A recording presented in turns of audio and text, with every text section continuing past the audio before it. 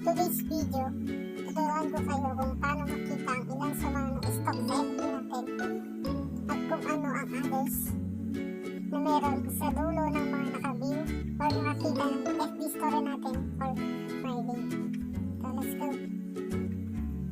First step, open your FB. Second, click mo yung 3 lines sa may taas. Tapos, click mo yung see your profile. Tapos click mo yung 3 dots sa may gilid, right side. Then click mo yung archive. After that, click mo yung story archive. Tapos click mo yung settings sign sa may right top side. Tapos click mo yung settings na may. Tapos click mo yung see all story settings.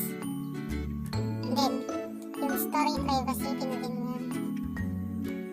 Lastly, yung custom. So guys, yung mga FB friends ko nakakita ng Myday ko. So, slide mo lang siya from right to left. So, ito naman yung mga nakita ng FB story ko or Myday na hindi ko friends.